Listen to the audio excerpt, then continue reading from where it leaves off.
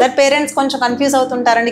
Vaccination అనేది government లో వేయించుకోవాలా, private లో వేయించుకోవాలా అని. చిన్న పిల్లలకి గవర్నమెంట్ వాళ్ళు నేషనల్ ఇమ్యునైజేషన్ పాలసీ ప్రకారం వ్యాక్సినేషన్ చేస్తారు. దానివల్ల మన 12 డిసీజెస్ నుంచి పిల్లలకి ప్రొటెక్షన్ వస్తుంది. అది ప్రైవేట్ వ్యాక్సినేషన్ లో అయితే ఈ నేషనల్ ఇమ్యునైజేషన్ 12 వ్యాక్సిన్స్ తో పాటు ఎక్స్ట్రా 5 డిసీజెస్ కి పిల్లలకి ప్రొటెక్షన్ వస్తుందండి. అండ్ సెకండ్, గవర్నమెంట్ వ్యాక్సిన్స్ లో పిల్లలకి కొంచెం చేసిన దగ్గర పెయిన్ రావడము, కాల్ స్వెల్లింగ్ రావడము, మైల్డ్ ఫీవర్స్ లాంటి సైడ్ ఎఫెక్ట్స్ ఉంటాయండి. సో దానికి మనం సింపుల్ పారాసెటమాల్ లాంటివి యూజ్ చేసుకుంటే సరిపోతుంది. ఈవెన్ ప్రైవేట్ వ్యాక్సిన్స్ లో కూడా పిల్లల్లో స్మాల్ రియాక్షన్స్ ఉంటున్నాయండి. దీనికి కూడా పారాసెటమాల్ సరిపోతుంది. బట్ రెండిట్లోనూ కూడా ఇమ్యూనిటీ అనేది ఈక్వల్ గా వస్తుందండి పిల్లలకి. సో వ్యాక్సినేషన్ ఎక్కడ వేయించుకోవాలి అనేది మన ఎఫోర్డబిలిటీని బట్టి మనం చేయించుకోవచ్చు అండి. మనం బాగా ఎఫోర్డబుల్ అయితే డెఫినెట్ గా ప్రైవేట్ వ్యాక్సినేషన్ ఈజ్ బెటర్ అండి. అండ్ మన ఎఫోర్డబుల్ కానప్పుడు అట్లీస్ట్ గవర్నమెంట్ వ్యాక్సినేషన్ పిల్లల్ని 12 రెడ్ఫుల్ డిసీజెస్ నుంచి కాపాడుకోవచ్చు. అండ్ మన పిల్లలు మనం ఎక్స్ట్రా ప్రొటెక్షన్ ఇవ్వదలుచుకుంటే మన పిడియాట్రిషియన్ తో డిస్కస్ చేసి మిగతా అంతా గవర్నమెంట్ లో వేయించుకుని ఎక్స్ట్రా 5 వ్యాక్సిన్స్ మాత్రము మనం ప్రైవేట్ ప్రాక్టీస్ లో వేయించుకోవచ్చు. సో ఇలా చేయడం వల్ల పిల్లలకు మన అన్ని రకాల డిసీజెస్ నుంచి ప్రొటెక్షన్ ఇచ్చినట్టు అవుతుంది.